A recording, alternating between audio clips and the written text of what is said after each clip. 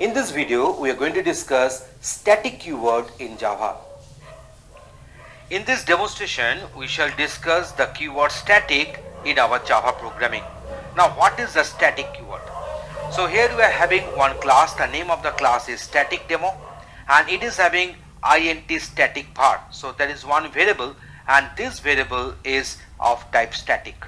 And this is another variable which is a non-static, that is int var. So static variable we have defined as static var of type int, and non-static variable we have defined as var of the type int. So this is the constructor which will initialize the non-static variable var, which will be equal to 0. Next one. Here we have defined another static method. Here we have defined one static variable. Here we have defined the static method. So public static void set static var int x, and this x will be assigned to this static var, that is a static variable. So always remember, in case of static method, they can access only the static variables. Non-static variables cannot be accessed from here. So if I want to write this one as a var, say is equal to 100, if I write here, so it is having one error message is coming, and that error message is telling that cannot make a static reference to the non-static field var. So that is the error message we are getting, because non-static method cannot access static method cannot access non-static variables. So that is very important. Next method is known as the increase. This method will increase the value of the static var by 1, and also value of the non-static var, that is var, as 1. So in this way, two variables have got increased here. So we have got one lesson that static method can access only the static variables, but non-static method can access both the static and non-static variables. Next one is a display, which will print the current value of static var and the current value of var as well. So now here we are defining the class, that is the keyword static, which name is same as that of the file name here. So under this particular keyword static, we are defining the main function. We are defining two demo static objects, that is the st1 and st2. They are defined under the class demo static and instantiated with the constructor and the new keyword. So here we are having this st1 dot increase, st1 dot increase. So two times the static variable will be increased here.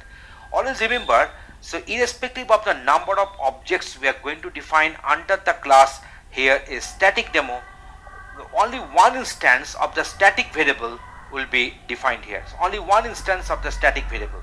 So this static var will be defined once only, irrespective of the number of objects we are going to define under this class, that is the static demo.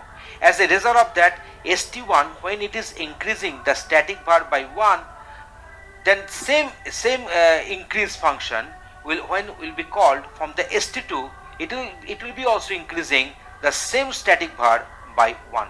But as the var is a non-static variable, so it will have a two separate instance with respect to st1 and sp2 separately.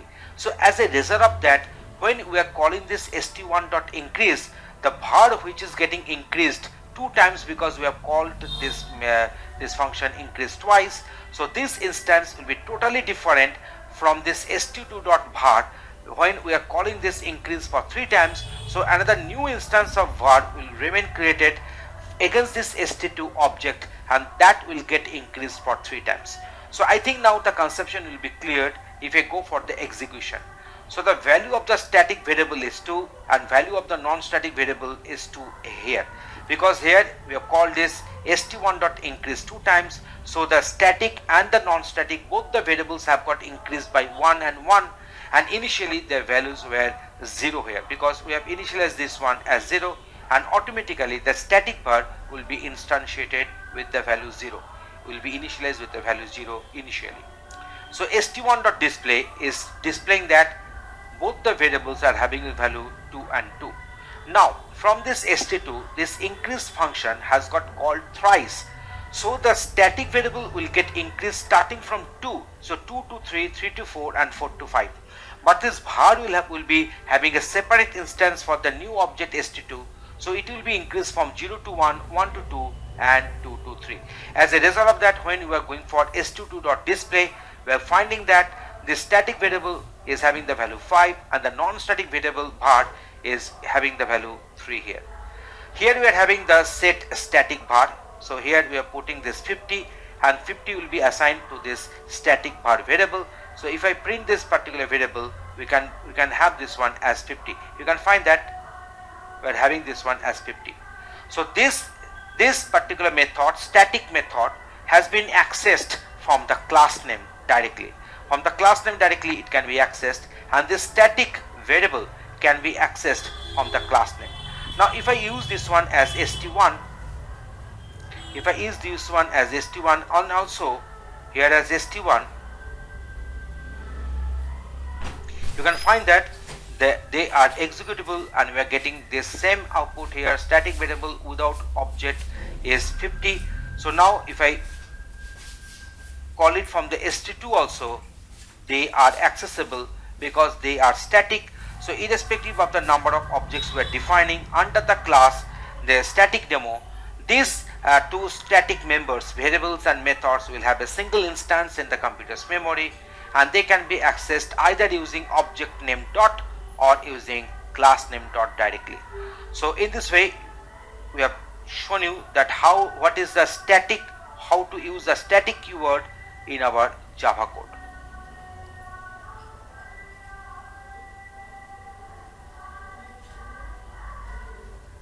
In this video we are discussing class and objects in Java.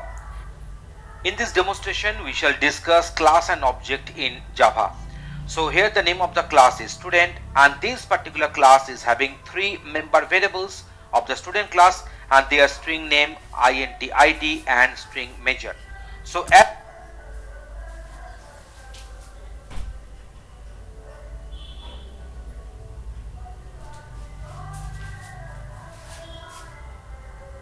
as here we haven't mentioned them that they are under a private scope or public scope, that means they are in the default scope.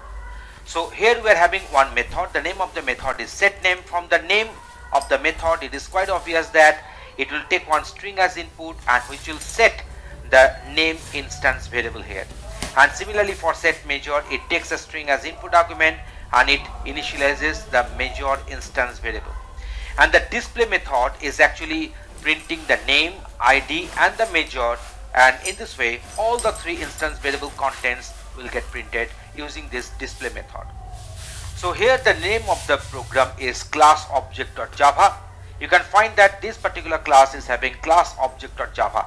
You can easily find that in the same Java source code we have declared 2 classes. One is the class student and the one is the class object.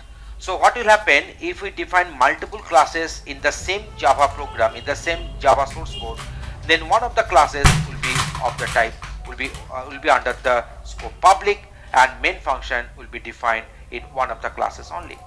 So this public static void main string array args, and here we have defined 2 objects under the student class, and those 2 objects have got instantiated, memory spaces have got allocated, and they have got instantiated by using new student class constructor. Now we are using the set name, we are using the set major to initialize the name and the major instance variables, and directly we are writing s1.id is equal to 1021 to instantiate or to initialize this id instance variable. So similarly we have done the same for the s2. S2 is another object under the class student and which has got instantiated using the constructor of the student class.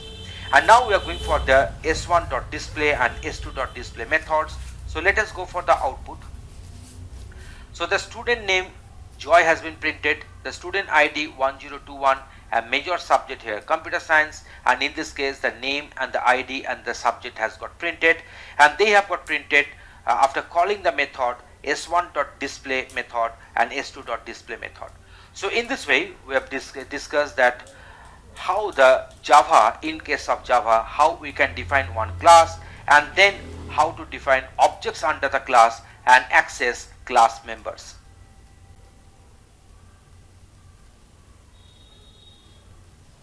In this video we are discussing Boolean type data in Java.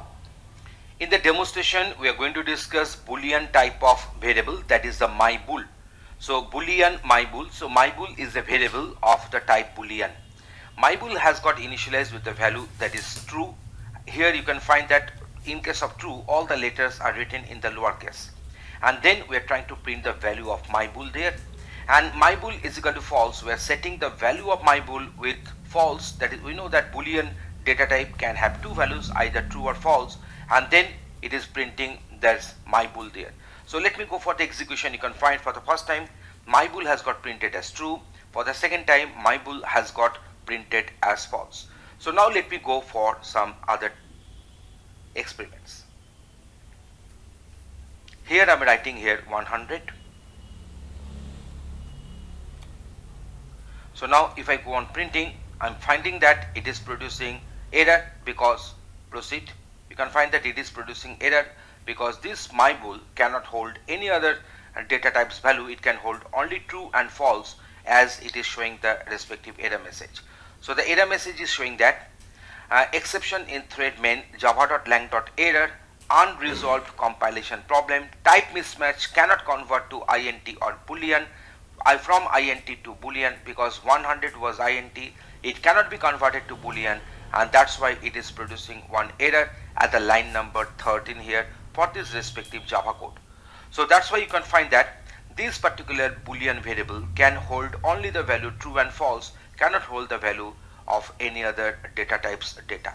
So that's why in this demonstration we have given you the idea how to deal with the boolean type of variable.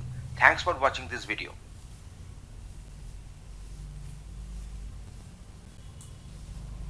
In this video, we are discussing character type of data in our Java coding. In this demonstration, we are going to deal with the character type of variables. We have defined one character type variable, that is a mychar.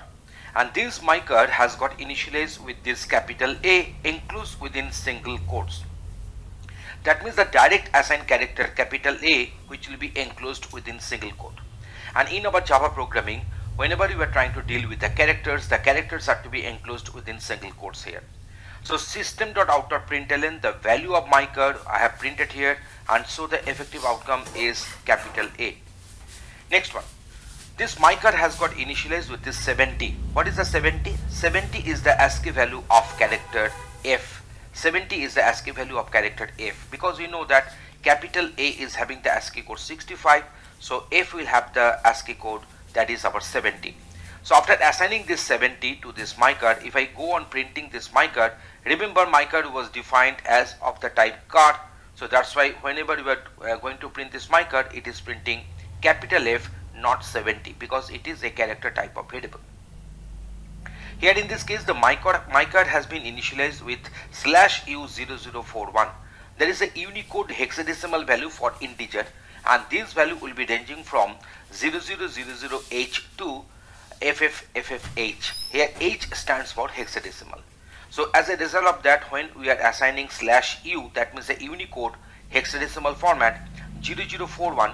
So 41, if we want to convert this 41 to the decimal equivalent, it is 4 into 16 to the power of 1, that is 64, plus 1 into 16 to the power of 0, that is 1. So 64 plus 1, that is 65. That is the ASCII code of capital A. So if I go on printing this mychar, you can find that mychar is printing capital A here. So in this way, we have shown you that how to deal with the character type of variables in our Java code. Thanks for watching this video.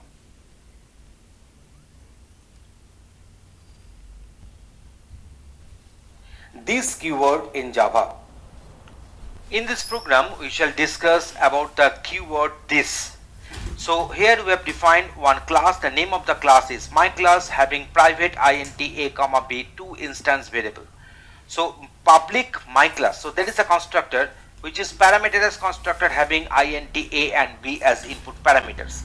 Now the thing is that these input parameters a and b, and also the instance variables are a and b. So if we want to initialize this a with this input parameter a, then that may produce some ambiguity if you write a is equal to a. So that is ambiguous. So that's why it is better to write this dot a is equal to a. Here this is actually indicating the object which will be defined under the class my class. So that object name dot a, in this way I'm accessing the instance variable a is equal to a, and this a which is on the right hand side of this assignment statement is nothing but the input parameter a. Similarly, this dot b is equal to b here. This is my non-parameterized constructor. The constructor name will be same as that of the class name, that is a my class. Here also it is my class, and it is non-parameterized, and here we are calling the these 0, 0. That means it will call the parameterized constructor with the value 0 and 0 as two parameters. So in this way, this is actually referring the constructor, that is the parameterized constructor, because we are passing this 0, 0 as the parameters.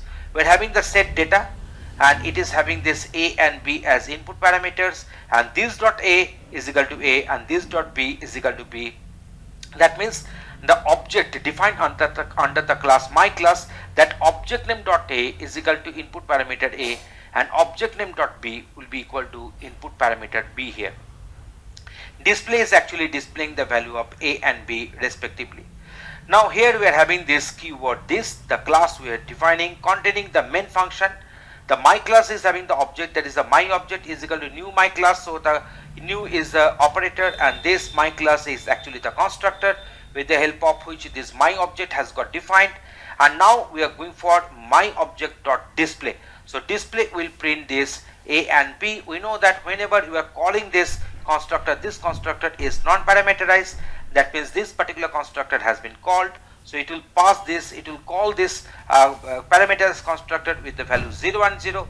So what will happen, this a and b will be initialized with the value 0 and 0. So this my object dot display will print the value of a and b as 0 and 0. Next time we are calling this, that is a my object dot set data 23, 46. So set data will initialize this a and b with the respective values, and then my object dot display will print this 23 and 46 as the result, as the outcome. So in this way we have discussed that how this constructor can be defined and what are the different types of constructors are there, and also we have shown you that how to use the keyword this, and this is actually referring the object defined under the class. So you can also call it as a dummy object name.